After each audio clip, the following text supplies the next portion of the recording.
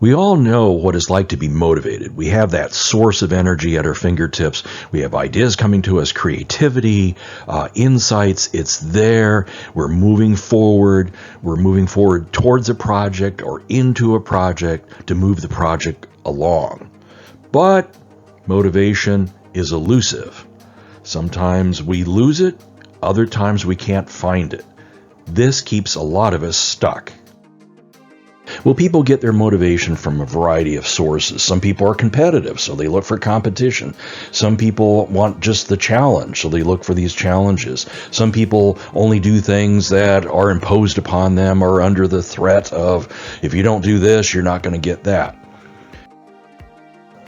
I started to get some hints first here and there, and documentaries about long-term creatives, or maybe creatives were writing about how they did their work, and as an afterthought they would give a hint that there was something out there, something deeply that had motivated them, something they could turn to. And it was later, which I'll tell you about, that I really got to see it, not in documentaries, not in writings, but up front, right in front of me, watching it fill a room, time and again. There was something that's positive about it. There was something magical about it. There was something almost spiritual about it. It was something sustainable. It was with that person throughout their creative activities, throughout their creative life. And it also had a spontaneity. That's why maybe it was discussed as an afterthought. It was something that felt like it was out of their control that would pop up and move them, motivate them. In this recording, you'll be introduced to what I found. What is the big picture of this special type of motivator? Later on, I'll be producing a series of shorter videos that talk about how to find it, how to capture it, how to build it up, how to work with it. A bit of housekeeping, what you need to do, how you need to be informed of when these releases come about, so you can have, and the benefit of the entire collection is either subscribe here at the YouTube channel or go to the website and subscribe there at thestuckcreative.com. I'm always ready to grab an analogy that is especially clear and informative, that conveys in pictures and in ideas of what I'm trying to say. And today I'm turning to the Wellspring. Wellspring is a source of continual supply. And in most cases, it's for something that's crucial or very important to us. Here, it's water. So we can think of water as being refreshing. We can see it as life-sustaining, certainly very important for going on and living another day.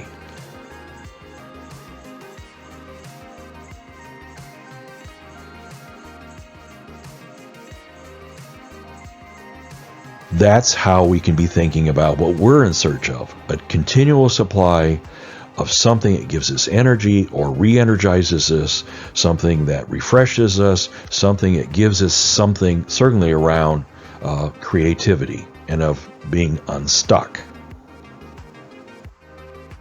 We don't have to go far to find this wellspring that I'm talking about, because it's inside of us. I first detected the presence of an internal wellspring talking to individuals. And when they would spend time telling me how they became interested in creativity or interested in their craft, I saw a change come about. They could have been stuck, they could have been confused, they could have been uncertain about what was going to come next in their creative life. But by taking a few moments and asking a few questions, their face would light up and there'd be lots of energy.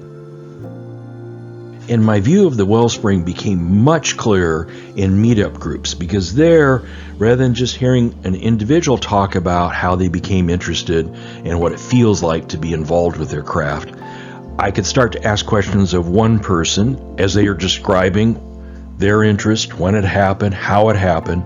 Another person quickly would soon jump in and start to tell their story.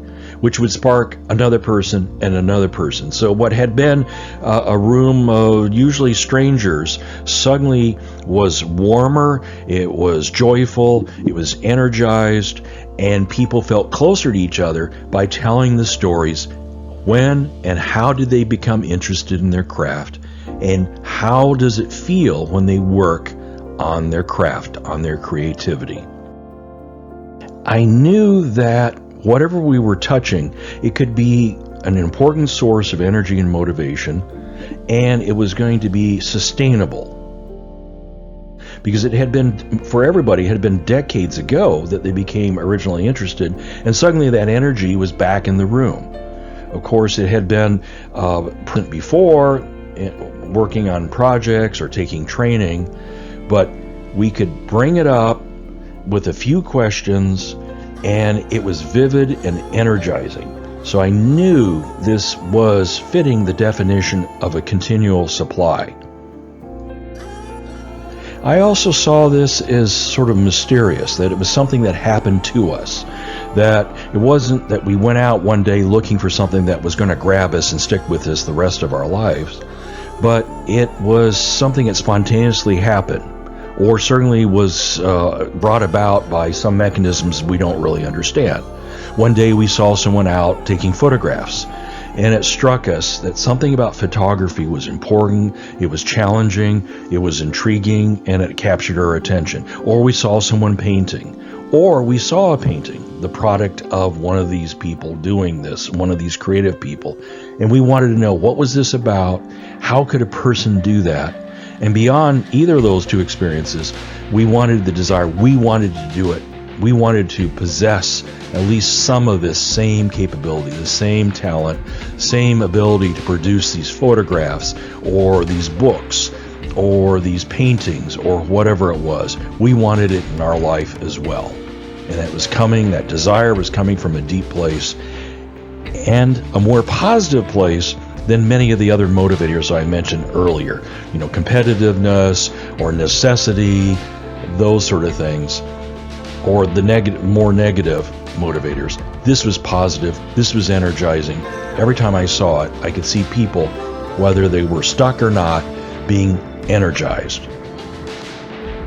I'm going to make a slight change to this discussion. I'm going to keep the imagery of the wellspring and the term of the wellspring because it's still a good analogy, but I'm going to introduce something new, and that is calling. That's an older term that we usually associate with a person's vocation, that they found the match for them of what they were interested in, their talents, their capabilities, their energies, matches up to their profession.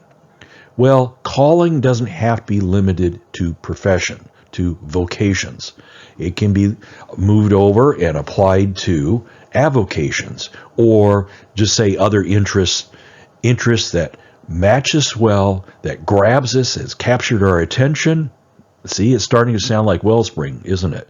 Captured our attention, continues to capture our attention, and as I said, is a good match for our talents, for what we want to do, and our energies. Calling isn't talked about much either, but it's certainly a more popular term than one's wellspring.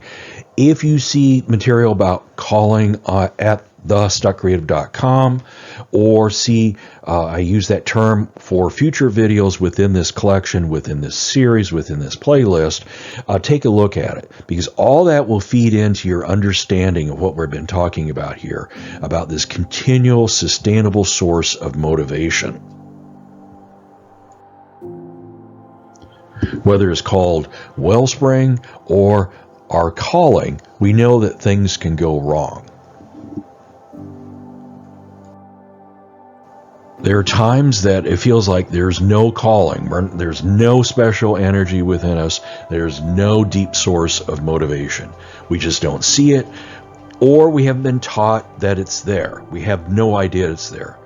Either way, it's still invisible to us. Sometimes we can see it, we know it's there, that we have the energy of the calling, or the wellspring is putting out energy, but it's obscured either with some fog or thick clouds. Now, I think a lot of the reason for this is because we've been involved, or we're involved with other things that we have to do, that our energy is being drawn to those, that our focus is being drawn elsewhere. So there's little left over to see clearly, to see through distractions or to avoid distractions, to see this wellspring, to see our calling.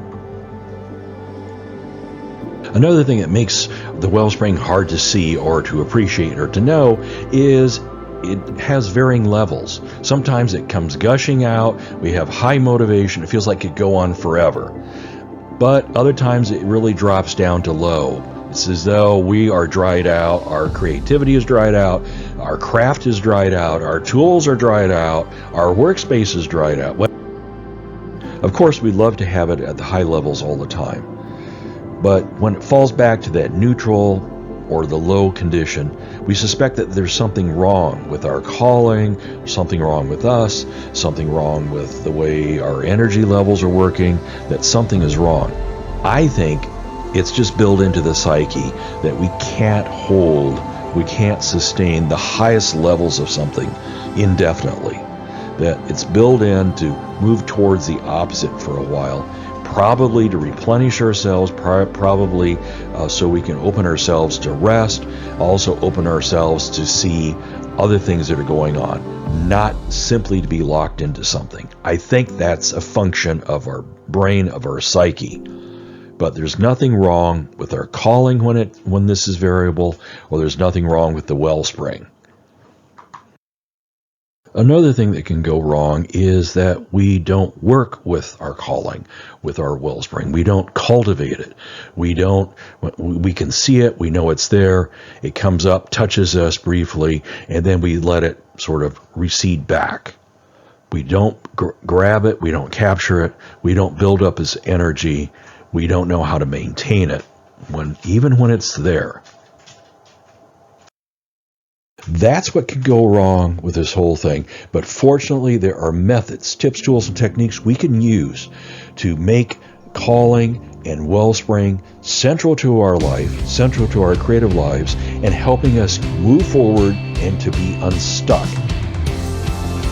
We'll look at those later in another set of videos, but let's conclude the introduction to calling and the wellspring of motivation. This is Gary Goodwin, founder of The Stuck Creative, and I want to thank you for being here today. And I'll see you next time.